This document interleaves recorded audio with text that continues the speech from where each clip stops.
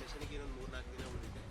ಇಲ್ಲ, ಗೊಂದಲ ಏನಿಲ್ಲ, ಅದನ್ನ ಮಾಡ್ಕೊಂಡು ಬರಬೇಕಷ್ಟೇ. ಹೈಕಮಾಂಡಿನ ಜೊತೆಯಲ್ಲಿ ಚರ್ಚೆ ಮಾಡಿ ನಿನ್ನೆ ಮುಖ್ಯಮಂತ್ರಿಗಳು ಹೋಗಿದ್ದಾರೆ. ಬಹುಶಃ ಇವತ್ತು ವಾಪಸ್ ಬರ್ತಾರೆ. ಬಂದ ಮೇಲೆ ಪ್ರಕಟಣೆ ಮಾಡ್ತಾರೆ ಅಂತ ಅಂದ್ಕೊಳ್ತೀನಿ.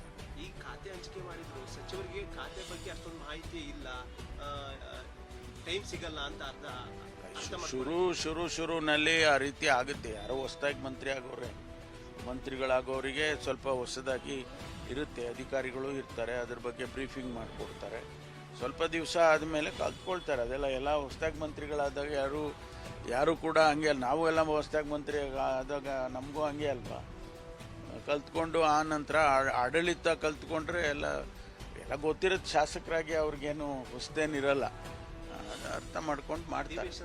ವಿಪಕ್ಷಗಳಿಗೆ ಸಮರ್ಪಕವಾಗಿ ಉತ್ತರ ಕೊಡೋಕ್ಕಾಗಲ್ಲ, ಏನು ತೊಂದರೆ ಇಲ್ಲ. ಅವರೆಲ್ಲ ಸಮರ್ಥರೇ ಇದ್ದಾರೆ ಮತ್ತು ಜೊತೆಗೆ ಸೀನಿಯರ್ಸ್ಗಳು ಇರ್ತಾರಲ್ಲ, ಸಹಾಯ ಮಾಡ್ತಾರೆ. ಸೆಷನ್ಗೆ ಇನ್ನೊಂದು 3-4 ದಿನ ಉಳಿದಿದೆ.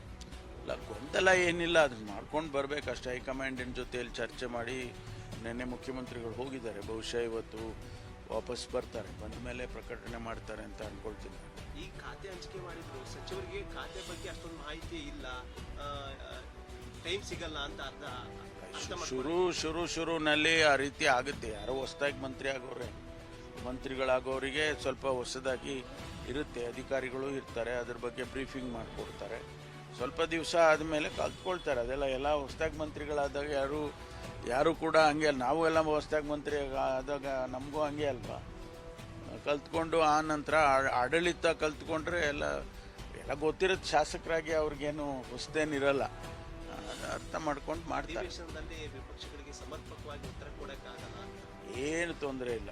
ಅವರೆಲ್ಲ ಸಮರ್ಥರೇ ಇದ್ದಾರೆ ಮತ್ತು ಜೊತೆಗೆ ಸೀನಿಯರ್ಸ್ಗಳು ಇರ್ತಾರಲ್ಲ, ಸಹಾಯ ಮಾಡ್ತಾರೆ.